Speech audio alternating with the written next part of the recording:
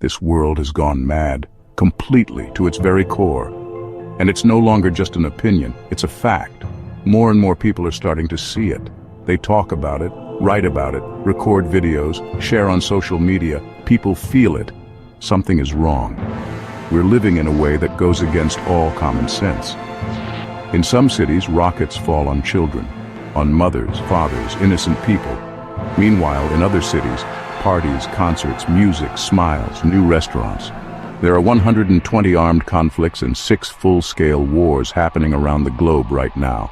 And in places where there's no shooting, life goes on like nothing's wrong.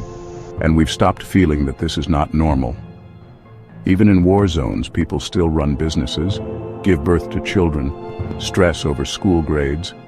We've adapted.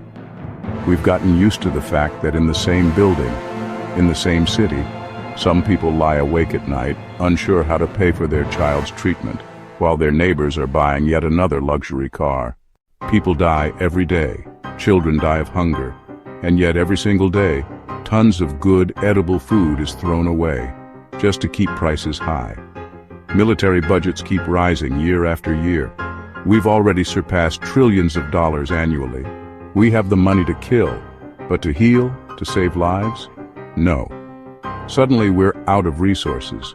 We applaud Elon Musk for dreaming of colonizing Mars, but we can't even manage our own planet. We haven't learned how to safely dispose of our trash. Plastic poisons everything. It kills fish, it kills animals, it kills us. We dream of other planets, while here on Earth, millions lack access to clean water. Millions starve, while 1% of the population owns more than half the world's wealth. We're teaching robots to recognize emotions, but we ourselves are feeling less and less. We're training machines to be human, while we're forgetting how to be human ourselves. People die because they don't have money. Life-saving medicine is priced so high that it becomes unreachable for many. Children are dying not because there was no hope, but because their parents couldn't afford to save them. Meanwhile, pharmaceutical companies count billions in profits. And this is just the beginning. I could keep going. The list is endless. But perhaps the biggest absurdity of all is this. We still dare to dream of a bright future for our children. In this same world, a world that is slowly but surely destroying itself. And still, every morning we get up. We drink our coffee. We scroll through the news, headlines filled with disasters, lies, scandals, and we scroll past them. We don't stop. Because stopping would mean feeling, and feeling hurts. So we've learned not to feel. Not too much, not too deep. It's easier that way. We've built emotional firewalls. We look at suffering through screens, filtered, blurred, narrated, so it doesn't pierce too hard, so it feels distant, manageable. But suffering isn't distant. It's not a number or a headline. It's a face, a voice, a story, a mother holding her starving child, a father digging through rubble hoping his son is still alive, a teenager working 3 jobs just to afford insulin. This is real, and it's happening now. While we pretend things are okay enough, but they're not okay. And deep down, we all know it. We feel it in the silence between conversations, in the anxiety we can't quite explain, in the numbness we carry like armor.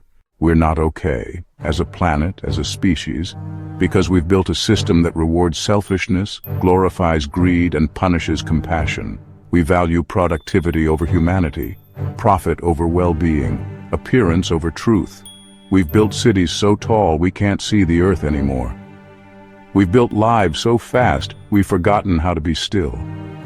We've filled every moment with noise because silence makes us hear ourselves. And what we might hear scares us. Because behind the noise is a simple, terrifying question. What are we doing? What are we really doing? To ourselves, to each other, to this planet that gave us life. Are we evolving?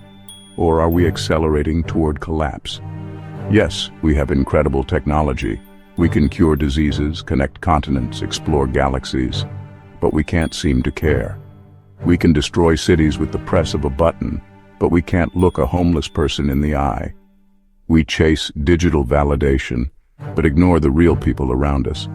We film tragedies for content, but won't stop to help. And somewhere along the way, we stopped asking the most important questions. What kind of world are we creating? What values are we passing down?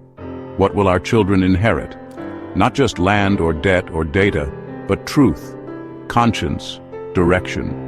Will they inherit the noise, the chaos, the cold machinery of profit at all costs? Or can we give them something more, something real, something human? Because here's the truth no one wants to say. The system isn't broken. It's working exactly as it was designed to. But maybe it's the design that's broken. Maybe it's time we stop trying to fix the surface and start rethinking the foundation. What if progress isn't measured in GDP but in empathy? What if the real currency of life isn't money, but meaning? What if the strength of a nation isn't its army, but how it treats its most vulnerable? What if success isn't climbing higher, but lifting others up with you? We need to ask these questions, even if they're uncomfortable, even if they scare us. Especially if they scare us, because silence won't save us. Denial won't save us. Only truth will. And the truth is, we're at a crossroads. We can continue down this path, faster, louder, emptier, until everything collapses. Or we can pause, breathe, look around, and choose differently. Choose to care, to feel, to rebuild. Not just buildings or economies, but trust, community, purpose. We can raise children who believe in justice, not just competition, who value people over things, who speak up when something is wrong, even when it's hard. It starts small, choosing kindness, listening, giving, turning off the noise, looking someone in the eye, saying, "I see you." Because we all want to be seen, to be heard, to know that we matter, and we do. You do. So don't let this world numb you. Don't let it tell you that your voice doesn't count, that your kindness doesn't change anything, that your pain isn't real. It is real. And in your pain, there is power. In your awareness, there is light. In your heart, even if bruised, even if tired, there is still something beautiful, something worth saving. This world is broken, yes, but so are seeds before they bloom.